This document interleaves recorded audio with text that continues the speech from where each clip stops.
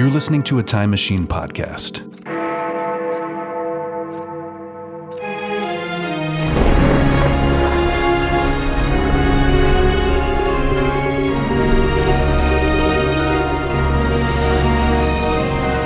Old Movie Time Machine. An adventure through time and or space.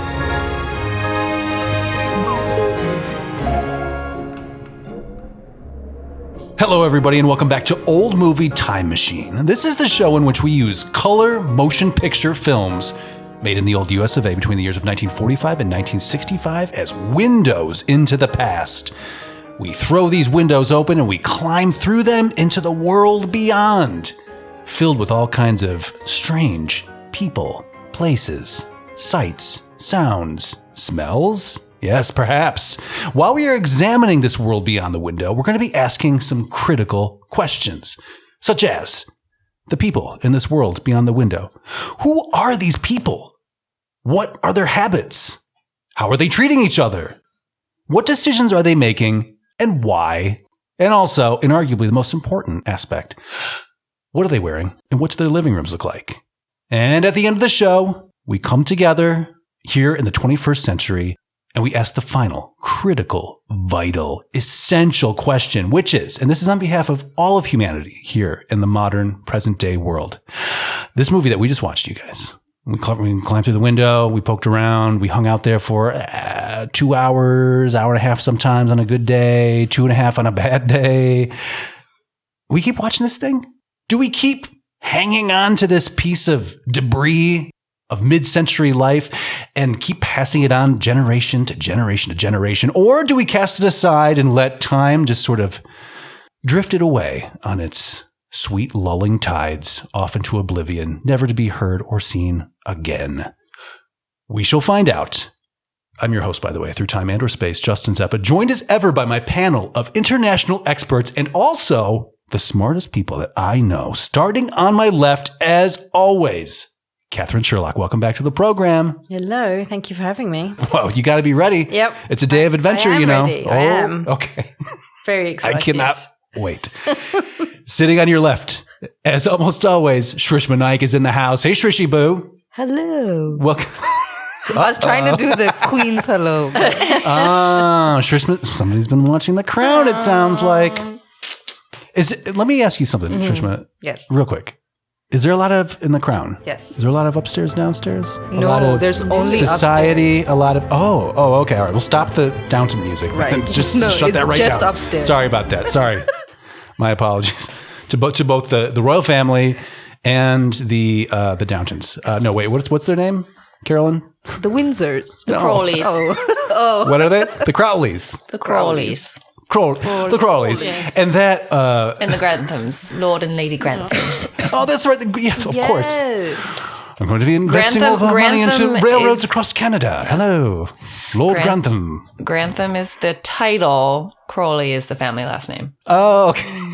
And that voice you're hearing, of course, is my sister and yours, coming to us all the way across the old Atlantic Ocean, Carolyn Naoroz. Hey, sis. Hey there. Just going to paddle my tub across the Atlantic to see you guys at some point. Appreciate that. Yep.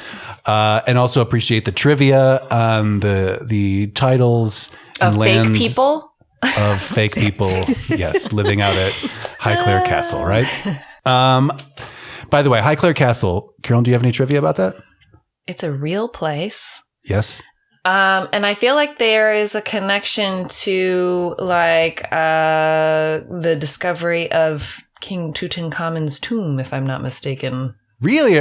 Were the Carters out there? Yeah, I think so. Oh. I'd have to verify that, but Lord Carnarvon. one of them. I'll look it up to verify. What are you talking I'll give about? It a like Google. Really? Okay. So do you know, you've heard of King Tutankhamun, right? Yes. Okay. Like King Tut. Yeah, King Tut. That's the one. Okay. You know, he was discovered by a man named Howard Carter, Okay. who was an Englishman, Okay. who was funded by a man named Lord Carnarvon. Okay.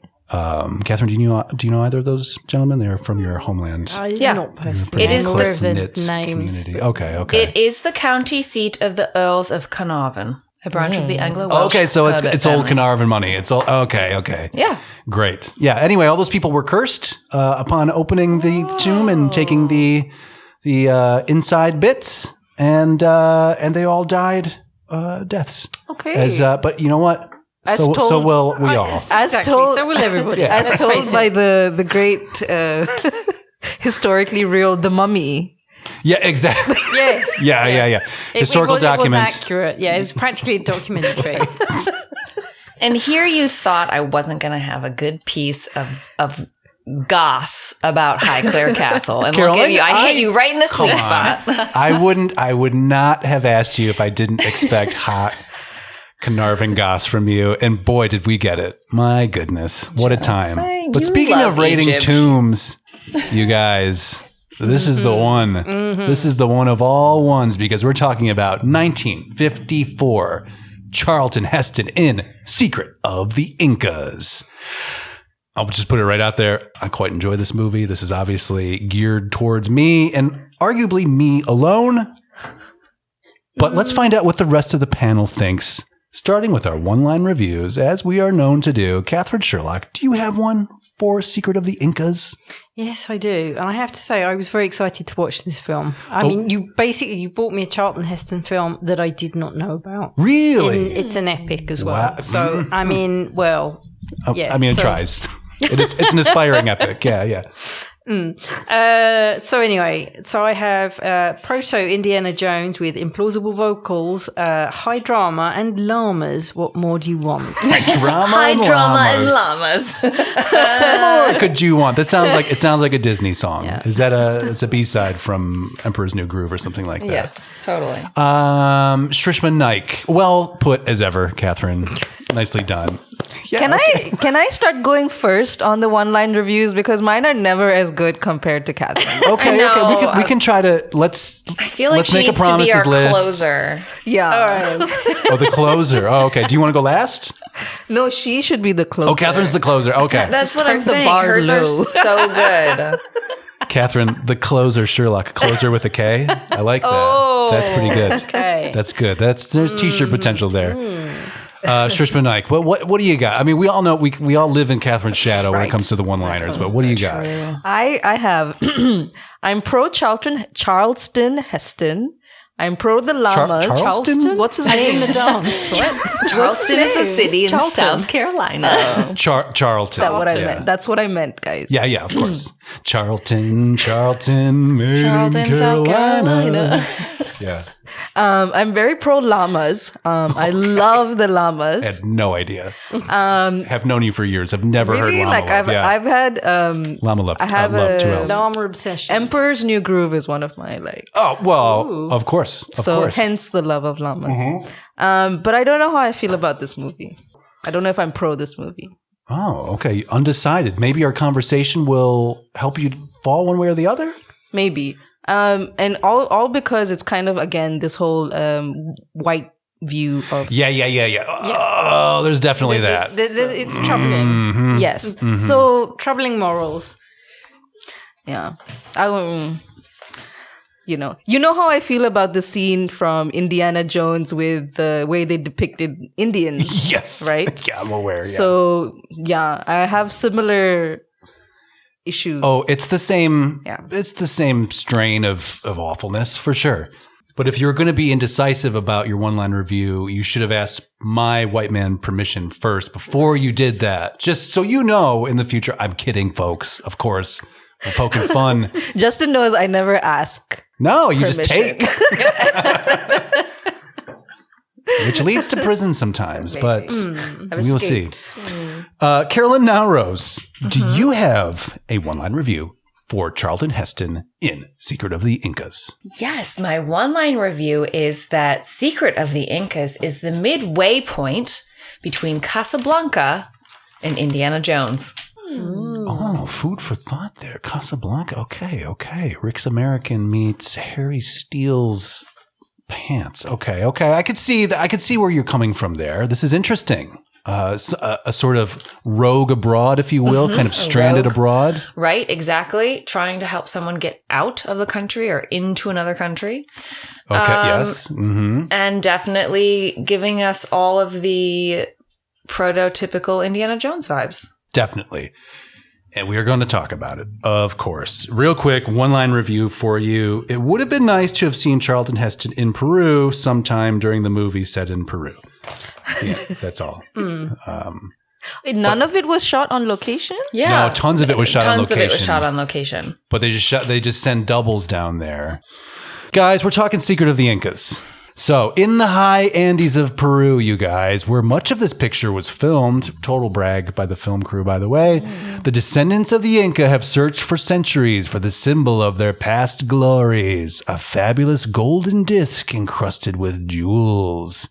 There are others who search, but so on and so forth. And then, it scrolls up, but they're not pure of heart, right? This is the whole point. And it doesn't, the riches, they don't really belong to the white man. But we're going to find out the hard way. So here we are, Peru, outside of Cusco, which I assume is in Peru. Did not do any checking on any of this. I think it is. Cusco in Peru? Okay. Because I know we're in an airplane at one point. We could have flown from Argentina to Peru. I don't know. Yeah. I mean, over the mountains, yes. Here's where we're at. It's a dusty dirt road. With some donkeys. That has some donkeys and burros, as I believe they're referred to in this motion picture film. And this road intersects with some train tracks on which rides this adorable little car. Never seen one of these before, but it's just like a personal train that goes along these tracks. And this little car is filled with Charlton Heston and his tour group. He plays a sort of local, a guide to local sites. He's not a local himself. He's an American who's living down there and showing the rich tourists around the various points of interest, sleeping with their women, and then getting paid for it at the end. It's kind of a dream, It's a. What's the? Oh, sorry. Go ahead. No, I was going to say, I got the impression he was kind of insinuating himself upon them. Well, yeah, definitely. I mean, yeah, not just the women, but the tour groups. Yes, because we see him right away. He drops off his tour group in town at the international airport. He knows the guy, the airport clerk. There's one of them. The days before 9/11 travel, you guys. It was so easy. You just come and go as you please. Just walk onto the plane, walk off the plane, get back on the plane. So easy. Those were the days. But he knows the guy who works at the airport, and he's like, hey, let me see that list of people coming in. Like, okay, who looks white and rich on this list? Yeah, I'm going to get them and get them. And as soon as somebody lands, a group lands, he just goes over to him and he's like, oh, yeah, they told me I should come pick you up and show you around. And everybody's just like, well, we are down here in 3-piece suits in Peru for fuck knows why. Sure, take us to a place. I don't know why we're here. And it is an intriguing question. Why would they be here? Was it a touristy thing at that point? It must have just been the beginnings of that, I would imagine. I was going to what was the political, I think they were a colony of one of the European countries, Spain. In the 50s? Yeah, or not. I have no idea. Okay. I don't know. Should we do, Carolyn, can you... Can you peruse Peru for us? Yeah, I mean, this would have fire. Goddamn. This would have been at some point some colonial Spanish something, but some inter-empire travel between the British. Yes. Because the Caribbeans were still British colonies. So yes, and French as well. Anyway, so we get a load of Charlton Heston, and he is wearing Indiana Jones's uniform, like the whole thing as we know it. He definitely set the scene. They declared independence from Spain in 1821. Oh, okay. So it's been a minute. Okay, they've had some time to be their thing. Yeah. But we see here Charlton's he's got the battered brown fedora. He has the dark brown leather jacket. He's got the khaki pants and the boots. He's looking great. It's a great look for all seasons. Doesn't matter what decade you're in. You show up dressed like this. I mean, they might think it's Halloween, but also you're going to look kind of awesome. So it's great. And he is sleeping Temple of Doom style inside this little cart going on this track as he brings his people back into the civilized world, quote unquote. And we see this hottie right here who sort of wakes up and is like, what are we going to do next? And it's clear that they've had some kind of relationship. Yeah, not a direct quote, Ding but dong. that's the vibe. Yeah. That they've spent some quality time together on their adventures. They've had their own expedition, so to speak, south of the equator. Hey-o. Anyway, we go to town. Here it is, the International Aeropuerto Cuzco, and it is massive. Now it's basically a ranch house with an obelisk outside of it that has wings on it. Oh, and also we saw a big old-timey red Sanford & Son truck pull up at the same Borough intersection that Harry Steele, our adventuring hero, found himself at, shooing burrows away from. And inside that truck is a mysterious woman who does not seem to be from the area. But we're going to meet her shortly. So, yeah, we're at the airport. He drops off his tour, and then there's a weird goodbye between him and the woman who was traveling with him. And he's sort of like, I know it feels weird for you to pay me, right? But also, it's not that weird. So give me that money. Thanks for the nice time. South of the equator. There are jungles.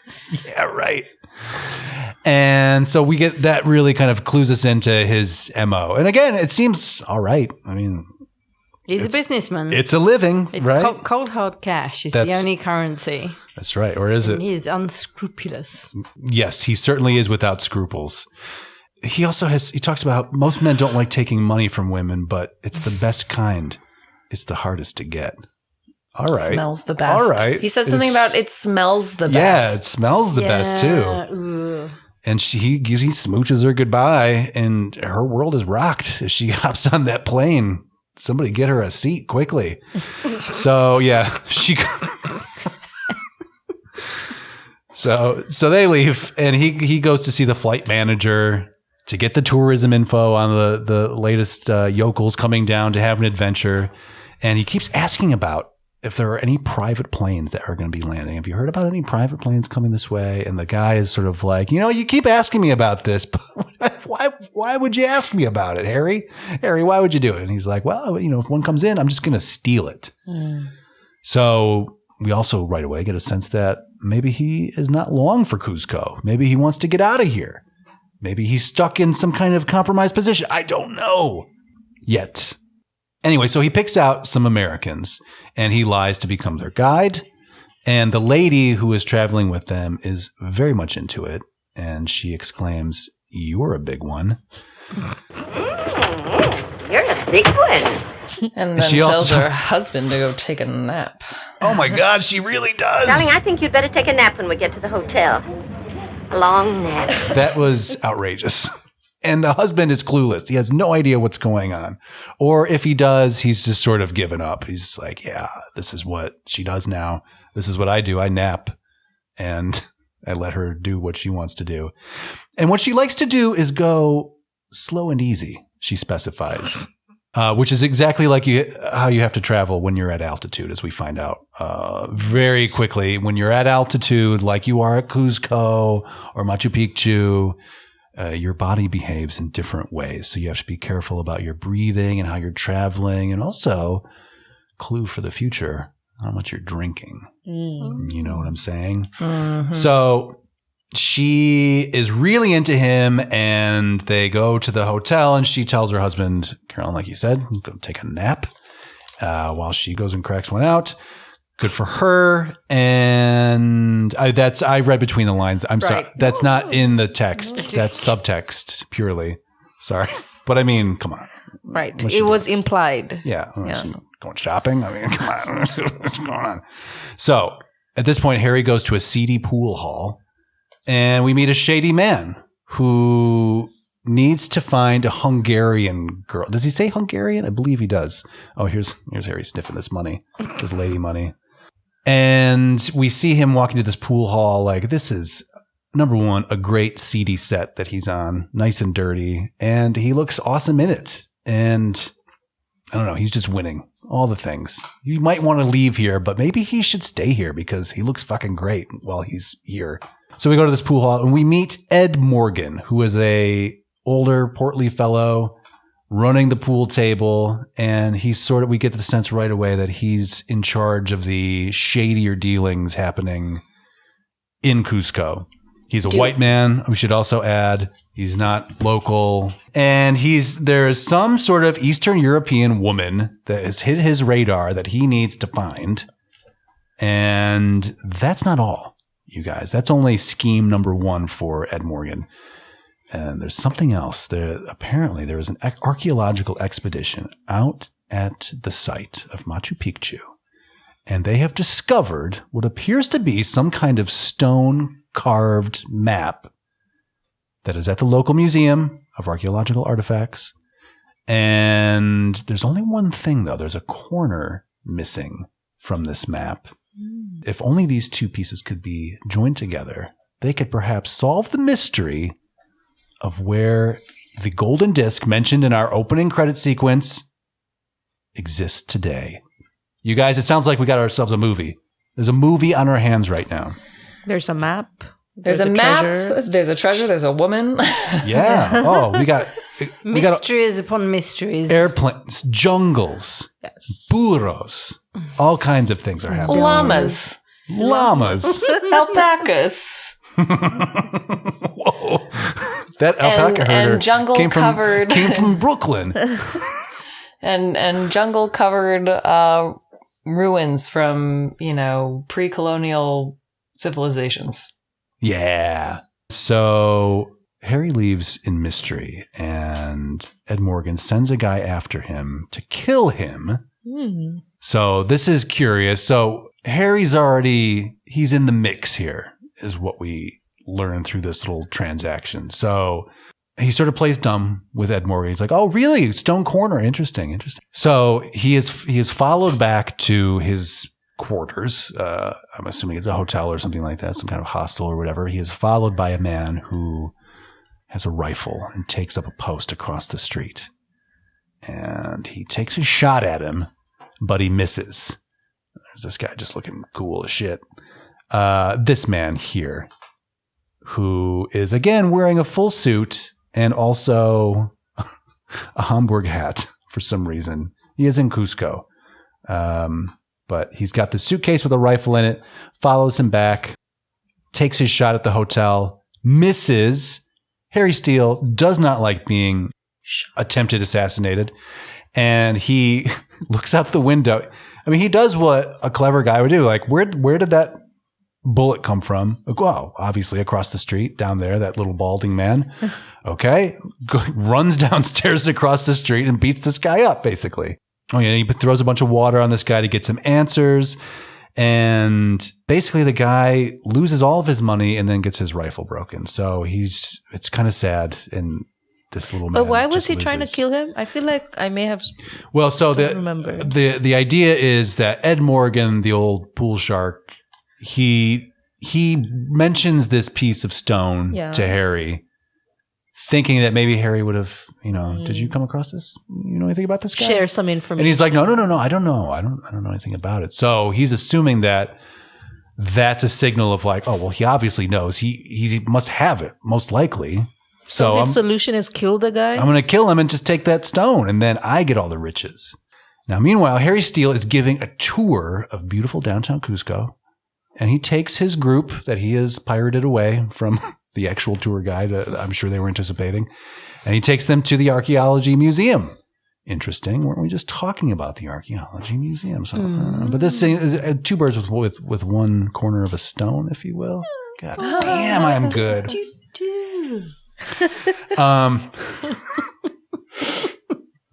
So he quickly, as any good tour guide would do, he ditches them with a proctor from the museum. What do we call them? Are they proctors? The museum docents. Like something else. Oh, what? A docent. Docent. Yeah. Docent? Do you want me to Google that for you? Yeah. A For a museum definition? what do you call Guide? it? Is it not just a museum An guide? art sommelier. Explain that. I like that. That's Right? good. Yeah. Sommelier. This painting has a very rich velveteen nose to it. I don't know. Yeah. I mean, No, you're I'm talking into it. about the details of the. So he's like, Well, to be fair, I wouldn't mind sniffing some Contribution to artifacts, but I'm a bit weird like that. A museum docent Docent. is a title given in the United States of America to people who serve as guides and educators for the institution they serve, usually as a volunteer, quote unquote, unpaid position. I think we would just call that a volunteer or a guide. I see. I Well, just this said guy, it is a title given in the United States of America. right? Why does it to- have a separate title? Because they needed to make people feel special.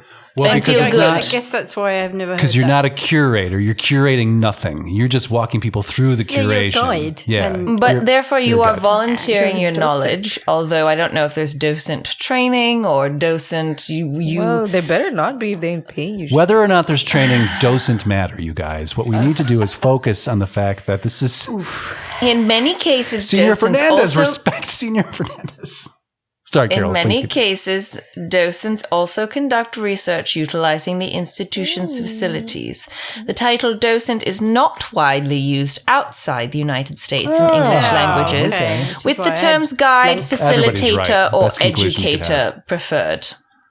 Okay. Well. So they thank have you to so know much. some. They have to know some shit about what they're talking about. Right. Okay. And they sometimes walk around with a little flag that you can follow, right? Yeah, So probably. you know where they're at. Right. Anyway, this is Senor Fernandez, though, and it makes me feel like he is no docent. He may actually have curated this. Yeah, I think he's a mofo. curator. I think he's the real deal. I mean, because Harry Steele does not call just anybody senior anything, right? So the fact that Senor Fernandez does get that treatment says something. So anyway, he offloads his tour group onto Senor Fernandez. And he's like, give him the number 3 treatment, and he goes off and does that very thing. I assume he's being paid handsomely by Harry Steele. But he does this so he can go sneak around the museum himself. Interesting. Why would he want to do that?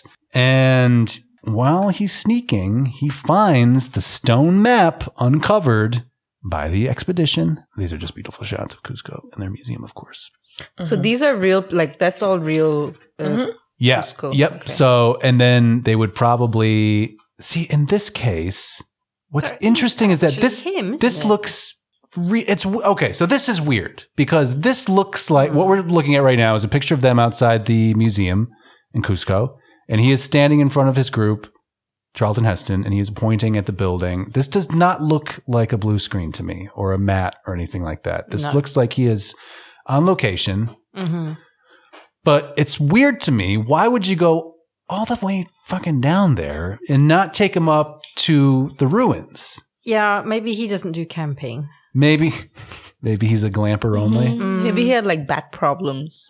Are you bringing me a inflatable air mattress? Because otherwise I'm not going. Is it James Mason here? No, James Mason's more like this, a bit more velveteen. Charlton Heston's more like this. Really? Yeah. Okay, that just sounds like Michael Wincott. Yeah. That's exactly. No, Michael Wincott's never done on here. Robin of the Hood. Your father died a coward. Very subtle nuances. So says me, Charlton Heston. What's his name?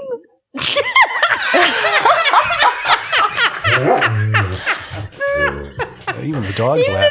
It's like what, Shrishma? What did you say? My name is Charleston Heston. Charlton? Charlton. Charlton. Carlton. Like Carlton with an H. Yeah, Carlton from Fresh Prince with an H. Charlton. He does the Charlton, but it's a Charlton. different type of dance. Charlton. Yeah. Okay.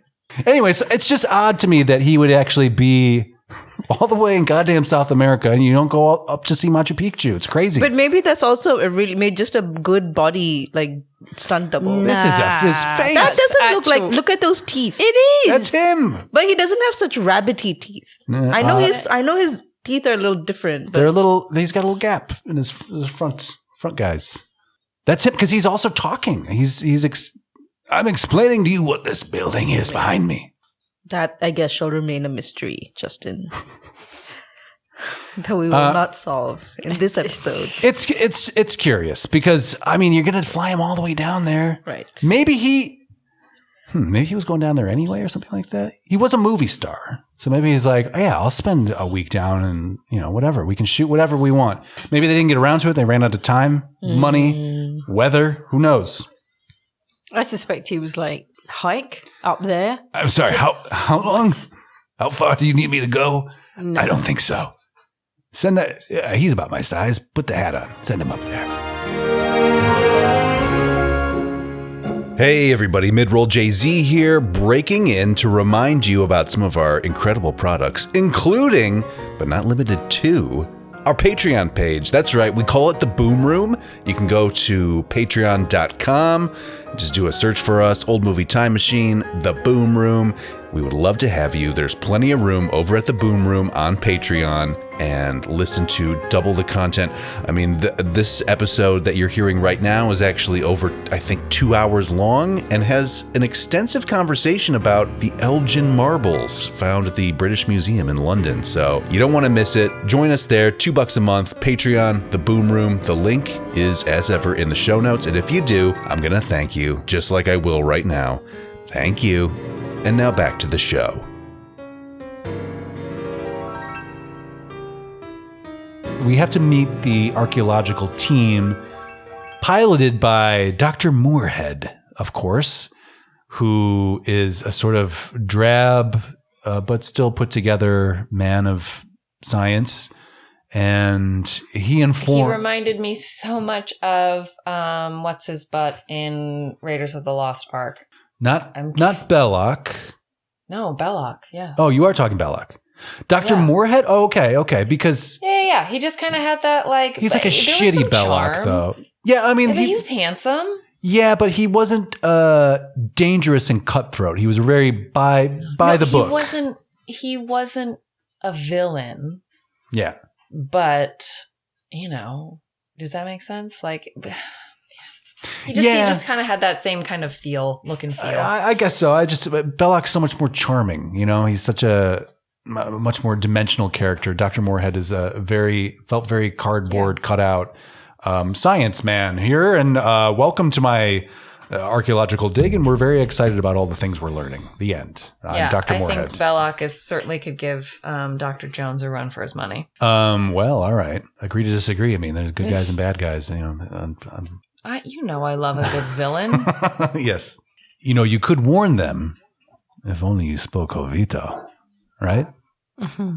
Right. Anybody? All right. Mm-hmm. Right. So what we learn from the archaeological dig is that, guys, we have cracked open a fresh tomb of a very high priestess, and we think, and which is a big deal in itself, and that's why everybody's kind of celebrating right now and putting on this song and dance routine. But we think that also in the same tomb might be the ancient king that we worship so highly of legend, and possibly his major sun disk, the sunburst, if you will, the gold. I'm talking about the gold. The treasure. The treasure. That's the ticket. And so we are going into that tomb pretty quickly here. But first, a musical interlude from Ima Sumac as Koritika.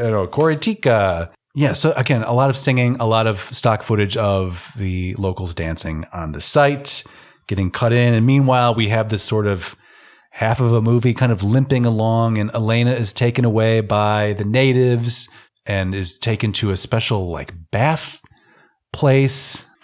Who else was intrigued by this stand-up bath business? I think this is an interesting... Do we feel like this was actually used as a bath in the times that was built? Or are they... Who knows? Reusing this as there's water in here and... Well, the Inca were masters of...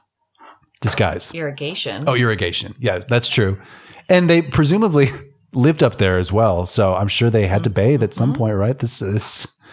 I'm not getting any cleaner over here without a bath in the temple waters. But also, it's a great time for peeping. And Harry Steele just kind of like breezes by the window and is like, "Hi, I'm out here. Hi, it's me, Charlton Heston. And I'm Just on his windowsill. watching you take a bath. And it's me, James Mason. I'm also out here as well. And don't forget about me, Michael Wincott. I'm also peeping on you. Why don't you add Alfred into the mix? Because Alfred's off the menu. We know Alfred's off the menu. I should like to peep as well. I'm sure you would. Fucker. Anyway, Harry has a great time with his peeping, and he's just like, I'm out here. You're showing it to the world, kiddo. But yeah, so we then listen to some more singing from Ima Sumac. And while the singing and dancing is going on, Harry sneaks his way into the tomb. And amongst the various grave goods sort of littered about, he finds himself this golden disc of a sort, not the magical starburst disc or sunburst disc that we're looking for, but a smaller disc of gold. And he matches it up with one of the circles that we saw on the piece of the stone map that was found. Mm-hmm. And he's very clever, this guy. I don't understand how this even, matches. How would he know to look for this particular reflective disc amongst the grave goods? Like, he's reading a lot into this piece of stone with 3 carvings on it, is what I would say. But he succeeds, whatever. It gets us to the next plot point, you guys. So he's got this, tucks it into his pocket, and then fucks right out of there. And things continue apace. The next day, more locals show up, and they're getting ready to open the ancient king's tomb. And I keep seeing ancient king. I can't remember the king's name. Did anybody catch the name? I forget.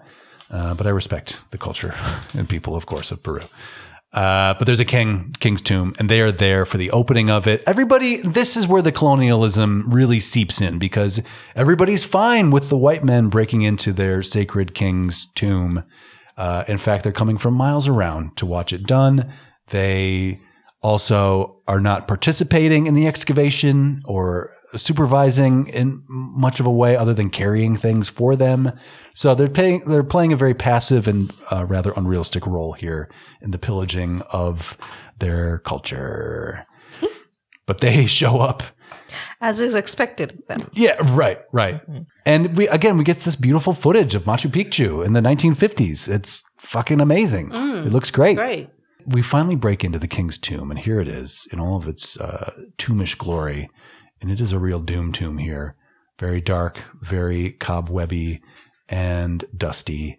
They poke their way around, and the team looks above what appears to be a statue of the king or the king's mummy itself. And they see a sunburst carved into the stone. And they're like, this must be the sunburst that everybody's talking about. It's carved into stone. It's not gold. Sorry, guys, it's not gold. Sorry about that. It's just a picture. It's not the real deal. But because we're archaeologists, not medical doctors, but archaeologists, we respect this as a bit of antiquity that meant something to this place and these people at the time. So in a way, is that not knowledge? And is knowledge not its own form of golden sunburst? Huh, everybody? Not treasure. Show me the money, Justin. Yeah. Well, isn't that the thing that's driving all of this, Shrishy Boo? But you know who's onto the mystery here? Harry Steele, of course. He understands what's going on right away. So everybody's happy about the king's tomb being found and opened and pillaged, ransacked, if you will, in front of their very eyes. But you know who else showed up with the locals for miles around? Ed Morgan. Local dirtbag, shady man doing shady business. And he shows up and he's like, hey, Harry Steele, it's me, your old nemesis, Ed Morgan. You thought you lost me, but the old man's got a few tricks up his sleeve. And I also know where Machu Picchu is. And so here I am. Now I also know where you keep your gun. And I have taken it when you weren't looking, and I'm holding it against you. And now please give me that piece of rock I asked for a few days ago. And he's like, yeah, sure. Here's this piece of rock. Do what you will with it. You try to figure it out. It's 3 circles and a couple of lines. Figure it out, Ed Morgan. And Ed Morgan's like, yeah, I know all about this. But also, what do you think it is? What do you think this means? And Harry he's pretty cagey about it all. Of course, he doesn't want to share his information. It's been his way the entire film. And he's like, yeah, I don't know. It's crazy, but you've got it now. So whatever, who cares? And so later on, while Ed Morgan snoozes away in their little camp, and they make up a whole backstory for why Ed Morgan is there. And he's like, look, you're going to have to normalize this for your buddies, your archaeology buddies and the locals, because I'm Ed Morgan and I'm here. And they're going to have to deal with it. You're going to have to deal with me. You're going to have to host me, basically. So while Ed Morgan is snoozing away on his cot, or is he? Harry gets up and he sneaks his way into the king's tomb. And he knows what the deal is with the stone sunburst. It's got a bit of reflective quartz in the middle of it. And so I'm assuming, since Ed Morgan is sleeping, this is moonlight, I guess, that's drifting into the king's tomb, reflecting off moon energies. What did I say? You're a moon child. You're a moon child. You're very much influenced by the moon. Some ray of light is shining onto something to reveal something. A ray of moonlight, if you will. And it's reflecting off the block of quartz in the stone sunburst, bouncing off of a spot on the wall, which happens to match up with the size of the golden disc Harry pillaged earlier. He lines that disc up and, oh my goodness, before you can even say the well of the souls, he has figured out by reflecting light where exactly this magical treasure is. The secret. This was totally taken by Raiders of the Lost Ark. Yeah. Although they made it a little more sophisticated. They make it cooler. In terms of, certainly the height would be an issue. Oh, there's a whole height. How many kadams high before you attach the capstone? Yeah. Yes. You know. The time of the day. Catherine, always the night. Flip the capstone over so you can read the other part of the message. So you can take back one kadam in honor of the god whose place, treasure this is. You know, if I've said it once, I've said it a million times, you guys. Yeah. Anyway. Always take out one kadam. Adventuring 101. Yeah, right. Always go back one kadam. If you figured out how many kadams, take it down by one. Who is kadam? It's a measurement. It's a form of measurement. He says, as if he actually knew that. That's just what I'm led to believe through context of watching Raiders of the Lost Ark. It's a Hindi word for step. A kadam? Okay. Okay. Well, look at you contributing to the conversation. So it's some kind of holy step. So I guess each step is okay. Is that from? I don't remember this. Is from Raiders of the Lost Ark? Yeah. Yep. I'll perform the entire thing after we record. I'm sure you will. I'll do the whole thing for you. I will do Sound of Music for you after. Okay, great. Doe, a deer, a female. Okay. We have to finish this. So anyway, he follows the beam of light, reflecting off of the golden disc, reflecting off of the piece of quartz, reflecting off of the good goddamn moon, everybody. And he finds it. This golden disc hidden behind a stone in the corner of the king's tomb. And he whips that stone right out of there like it might not actually be made of stone. And there it is, revealed in all of its glory. A pizza-sized disc of gold, encrusted with jewels, gems, precious stones. And, of course, diamonds. Actually, I don't know about the diamonds part. It's just fun to say diamonds instead of diamonds. But who should be following him? Ed fucking Morgan was fake sleeping. He was fake snoring. Oh, don't you just hate that? Which would have been a great reveal of surprise, except we saw that as Harry was leaving that he was actually fake snoring. So it doesn't really pay off. We knew he was going to follow. We see him follow him. So we know he's going to show up. And show up he does. Let's not forget that Ed Morgan controls the gun at this point. He's got 6 metal votes, also known as bullets, and they're all voting for him. So he says, give me that gold pizza. I shall take that. Thank you very much. And what can Harry do but hand it over? And he certainly does. Oh, so while he is taking the golden disc from Harry, Pachacutin shows up and he interrupts this transaction. And Pachacutin goes to alert the rest of the expedition. Hey, they're stealing all of our shit, everybody. Like, wake up. We got to take care of this. And so things get crazy for about a minute and a half where there's a lot of shouting and running around Machu Picchu. And Ed Morgan makes his way down the mountainside, basically clutching this large piece of what I imagine would be very heavy gold. That does not seem so heavy in this movie. But hey, it's details, right? What do I know? I'm neither a medical doctor or archaeologist, so I'm not the one, or metallurgist for that matter. I know very little about this. Harry chases Ed Morgan down the mountain. And finally, somehow, he knows a shortcut or something, cuts him off at the pass, right? As we've heard people will do from time to time. And Ed Morgan knows he's pretty winded at this point because, again, you guys, what's that secret ingredient? Altitude. Mm-hmm. And he's like, you know what? The altitude has caught up with me. I'm an old, sweaty man. If I'm wearing a hat, it's the greasiest hat in the area. You. And that's for you, Catherine. And all right, you got me. Well, hand it over, buddy. Hand me the disc. And he's like, okay. But what if we split it, 50-50 like, or whatever? We could, there's enough here for both of us. And he's like, yeah, but Ed, you wanted it all, buddy. You played all or nothing. And while they're kind of wrestling over the golden disc, oops, Ed Morgan kind of falls and dies. He falls to his death. That's right. He falls down the mountainside at Machu Picchu and he dies, but not before leaving one final cautionary message for Harry, which is, time catches up with you, Harry. I'm an old, shitty man now, but at one point, I was just like you. I was tall and handsome, and I could adventure with the best of them. And just know that gravity's going to catch up with you too one day, Harry. Hey, he gave back the sun disk. Well, yeah. So he just grew a conscience in this about is the thing. 5 minutes. So Ed Morgan's last message of gravity's going to catch up with all of us, and you're going to be shitty and old just like me with a stinky hat. One day, Harry Steele. I keep wanting to say Harry Styles, but that's pop singer. Yeah. Harry Steele. Not quite so adventurous. And so he has a moment of reflection in the golden sun disk, and he's like, okay. And he takes it back to the expedition and hands it back to the white men where it belongs. And there's the very depressing scene where Pachacutin is like, with your permission, white colonizers, may I please take my people's sun disk back to the temple? And they're like, yes, Pachacutin. And they kind of pat him on the head and they send him on his way, never to be seen or heard from again. And Harry's sort of like, when I didn't actually steal this, I just chased the guy who did. And here you go. So have it back and all's well that ends well.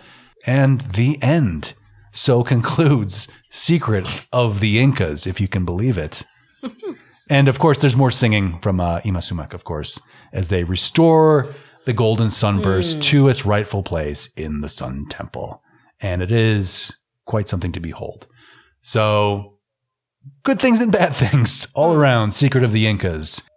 At this point, though, I have to ask a very vital question. As promised, Katherine Sherlock, Secret of the Incas, Charlton Heston, 1954.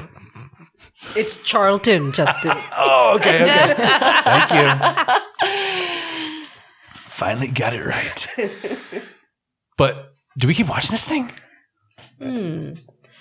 Yeah, I've gone with, for me, it's like a solid Sunday afternoon kind of viewing type thing, falling asleep to after a good roast. Now, you like yourself a good Jones movie, right? Oh, yeah. Yeah, so this is, it's not too big a leap, right? To go from those to this? Yeah, I'm a big fan of these kind of old, I consider this an epic kind of thing. And yet it's a very quaint epic. I don't know what makes it should be more grandiose, right? You would think with the spectacular vistas. Again, I keep coming back to it. We're on site here. And yet every time we cut back to those fake plants and the fake tombs and all that stuff, I mean, it's just, the shit gets real small. But okay, so you're into this. Yeah. It's a yes from you. Yes. Wow, I love it. Shrishma Naik, Secret of the Incas. Do we keep watching this thing? For me, it's a no. It's a no from you. No. Okay. Well, so I watched it. I tried to watch it the first time. I fell asleep. So then I had to watch it the second time. Okay. So usually outside of the whitewashing of the movie, if the story is interesting enough, I'll watch it. But I just didn't find it interesting. So Okay. Maybe I'll just stick with the Indiana Jones movies. Okay. You like those movies? Temple of Doom and all. You like... Well, I mean, aside from the racism of Temple of Doom, yeah. You know, I love the Indiana Jones movies. Okay. Yeah, I'm a big, I enjoy watching all of them. Well, so maybe this is, again, we come back to the same conversation I think it's of a time, it's it's like the Marvel, Marvel does it and really well. And you know how I feel about all of those movies. Like, I've watched each one of those like 100 times. Yeah, so, yeah. Well, in the indie movies, the first 3 anyway, right. The trilogy, those... Like I said, I watched 2 of them recently. Those hold up. I think they're still good. I've still watched. Yeah, I think I've watched really maybe not in the recent times, but I can say that I've watched them as an adult, in the last 5 to 6 years. Yeah, and I've always enjoyed watching them. Like, I had no problem with. It's another case of it's so crazy, but Raiders is over 40 years old at this point, and continues to be the best version of this type of movie. Yeah. To this day. I mean, it's amazing that it just still holds up. That 40 years ain't nothing. That's a long time. I did not know Harrison Ford was married to this chick who was in the show called Ally McBeal. Oh, yeah. Callista, yeah. You didn't know that? There's some controversy at the time because of the age difference. I think so, yeah. Because she was at her peak of popularity and hotness, I think, when they got together. I would get together with Harrison Ford now. Who cares about the age difference? Yeah. Agreed. Hey, Carolyn, by the way. Yeah? Secret of the Incas? We keep watching this thing? Yes. Okay. But why? Well, Shrishma wants to know. Okay, so I have discovered on our journey of films from this time period that I do not enjoy the space age things. Oh, okay. Sorry. Okay. I apologize. So Destination Moon, Invaders from Mars, these were not for you. No, those are not for me. Okay. I do not like them. God, I can't wait till we watch Gog, by the way, just to put that little bug in your ear. Okay, continue. I like a good drama or epic adventure or something like that. I just, there was no fancy car chases in this, or the most we had was the plane, which was very short-lived. So a lot of the action adventure things that we kind of recognize from Indiana Jones later, not really in this film. It's not really an action film very much, but it still gives us like the basis for that kind of character and flimsy ancient mystery, but still it's a basis. It's a foundational piece. Yep. Okay. So it's a yes from you? Yeah. It's a yes from you. Okay. Sorry, I just spaced out real quick. I thought you looked at Shrishma, so I was like, I mean, hers was a no. I'm confused. Yeah. Yes, no, yes. And for me, you guys? Oh, I'm sure it's a yes. Hell yes. It's a hell yes. Yeah, of course. I don't think this is a great film by any shakes. No. But I do think it is a really good example of this type of film, a surprisingly good example in that it is only very mildly offensive, I think. That's true. It could be, it has been so much worse. And Catherine, like you say, real Peruvians, most likely. I mean, at least a majority of them. Maybe they snuck in a couple extras or something like that. But it feels like I was saying, this seems documentarian almost. And I think that actually might lend a bit more weight to this as a movie in that you're seeing, footage of local customs and ancestral tribal dances and song and things like this. I mean, there's probably some historic value to that. And they didn't caricaturize it too much. No, not too badly. I think they have a and they tendency even had opportunities to do so, and they didn't do it. It was treated with as much respect as I think we can count on from this era. Yeah. Unfortunately. Yeah. But still close, I feel, may I change my decision? Only because in the past, when it came to the sci-fi movies, I gave them a pass because they set the tone for the genre. Right. I feel like I should give this one a pass because it does the same thing. Yeah, I mean, and okay, that's fair. And I think, this is not the first of these kind of movies, but this is the one that clearly, we recognize all of the beats in this. Absolutely. True. It really synthesizes the 20 years of serial movies and, that involved a lot of this type of adventure into something that is pretty close. I mean, it's almost an Indiana Jones movie. Yeah. It really is. I mean, it's not, but it's close. But it could be. It's about as close as you can get. For sure. I would believe it if this was like the origin story of Indiana Jones and these were his parents. Yes. I could actually see this being remade with him as the lead, basically. You know, just swap out Harry Steele with this guy. But that being said, Charlton Heston, not really one of my guys necessarily, but I like him in this movie. I think he does this part really well. And I could see why you got to have a Harrison Ford to do it later on. I mean, it takes a certain type of guy to be this type of roguish figure where it's like, he's an asshole, but like I don't dislike him. And with that business sorted, you guys, we are done with Secret of the Incas. Sure. Why not? Again, it's new. Can we have some of those vocals? Now let's talk about what we're doing next week, you guys. Okay. Catherine, it's almost over. So you guys, Let's do Indiana Jones. I would love it. You know it. So So you guys, we have done Space at Home and Abroad. We have done a bit of adventure. It's time for us to ease our way into the holiday season. It's that time of year. And so it's happy holidays here at Old Movie Time Machine. Shrishma, you're not ready? You're not done with your shopping? No. God, I haven't even started. I'm dreaming of a wild Christmas. Cool your jets there, sister. Yeah, White Christmas is coming. It's on the menu for sure. But we're Shouldn't it already be snowing here? No. It's too Don't warm. even- We are having a... it's unseasonably. Yeah, just enjoy it. Just wondering. It'll go away. I mean, this time last year it was like -8, and now it's +8. It's weird. I'll be quiet. So we're going to start the season. It's not a full-on Christmas movie, but there's Christmas in it. And it just, for me, it's a personal favorite. And it's a very autumnal into winter movie. I'm talking about 1955's All That Heaven Allows. This is a Douglas Sirk movie starring two of our favorites, Jane Wyman and Rock Hudson. Let me give you the lowdown. An upper-class widow falls in love with a much younger, down-to-earth nursery man, much to the disapproval of her children and criticism of her country club peers. So we're back in the realm of melodrama, but this is the ultimate melodrama. This is the one, if you're going to take one, this would be the one. Most likely. I don't know. Maybe we reject it next week. Who knows? It's been a minute since I've seen it, but it is also really great. So All That Heaven Allows is your homework. And that's it from us for this week. So great job, you guys. Thank you so much. Here, over to me in the future. Take it away, guy.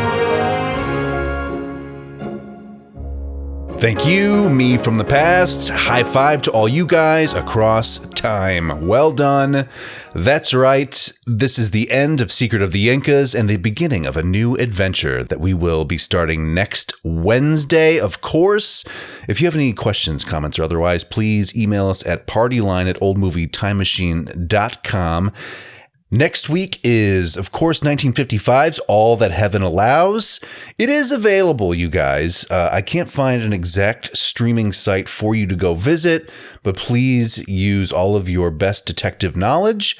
Go to the internet and type in All That Heaven Allows, streaming 1955. It's out there somewhere. You can find it. Use your resources. Buy yourself a Blu-ray. Or heck, even a DVD. I bet you there's some bonus features on there.